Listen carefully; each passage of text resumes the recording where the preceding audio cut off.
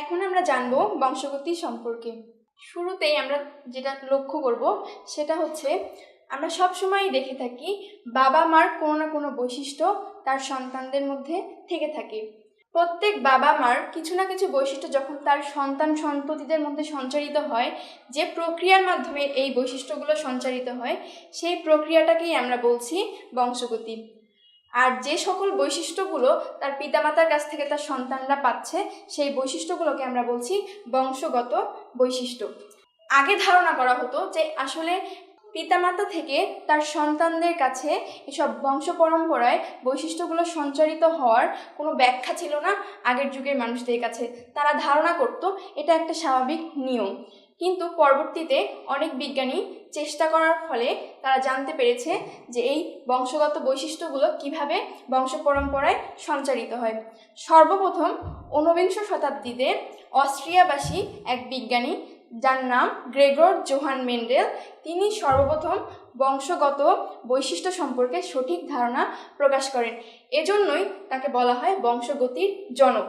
এখন আমাদের জানতে হবে যে এই যে বংশগত বৈশিষ্ট্যগুলো বংশ পরম্পরায় সঞ্চারিত হচ্ছে তার প্রধান কারণ কি, বা কিসের মাধ্যমে এই বৈশিষ্ট্যগুলো এক বংশ থেকে আরেক বংশতে চলে যাচ্ছে। এখন আমরা যদি চিন্তা করি একটা মাতৃকোষের কথা, সেখানে আমরা কি দেখি?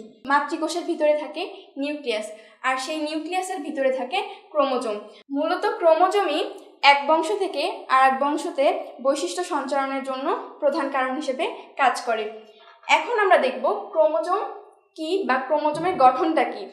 আমরা এর আগে যখন কোষ বিভাজন দেখেছি সেখানে মাইটোসিস কোষ বিভাজনে কিন্তু আমরা দেখেছি মাইটোসিস কোষ বিভাজনের প্রোফেজ ধাপে আমরা দেখেছিলাম যে নিউক্লিয়াসের মধ্যে ক্রোমাটিন তন্তুগুলো পানি বিয়োজনের ফলে আরও বড় এবং মোটা হয়ে ওঠে।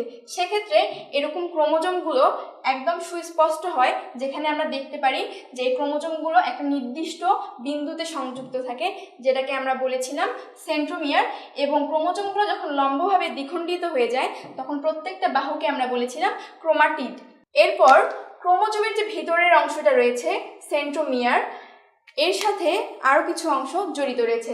যেমন ক্রোমোজোমের যে অংশটা বংশ পরম্পরায় বৈশিষ্ট্য ধারণ করে তার নাম হচ্ছে ডিএনএ, অর্থাৎ ডিঅক্সি রাইবোনিউক্লিক অ্যাসিড। অনেক সময় ডিএনএ অনুপস্থিত থাকলে সেখানে থাকে আরএনএ, অর্থাৎ রাইবোনিউক্লিক অ্যাসিড। যেসব উদ্ভিদ বা প্রাণীতে ডিএনএ থাকে না সেক্ষেত্রে আরএনএ বংশগতীয় বৈশিষ্ট্যগুলো ধারণ করে এবং বংশ পরম্পরায় সঞ্চারিত করে। তাহলে আমরা দেখলাম যে ক্রোমোজোমের ডিএনএর অংশটাই প্রধানত বংশ পরম্পরায় বৈশিষ্ট্য সঞ্চারিত করে, কিন্তু ডিএনএর অংশেরও আরেকটি নাম হচ্ছে জিন, যে জিন নির্দিষ্টভাবে বিভিন্ন রকম বৈশিষ্ট্য এক বংশ থেকে আরেক বংশতে সঞ্চারিত করে।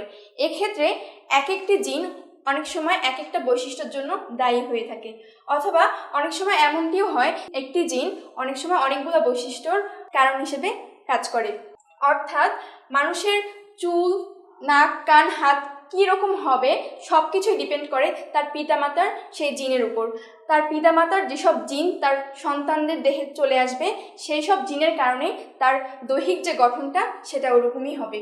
অর্থাৎ এর মাধ্যমে দেখতে পাচ্ছি যে বংশগতির ক্ষেত্রে সবচেয়ে গুরুত্বপূর্ণ ভূমিকা পালন করছে ক্রোমোজোমের জিন, যেটা কিনা এক বংশ থেকে আরেক বংশতে বৈশিষ্ট্য সঞ্চারণ করছে এবং আমাদের উদ্ভিদ এবং প্রাণী জগতের বংশ পরম্পরায় যে বৃদ্ধিটা রয়েছে সেটা অক্ষুণ্ণ রাখছে এবং জীবজগতের যে পরিবেশের ভারসাম্যটা রয়েছে সেটা রক্ষা করছে।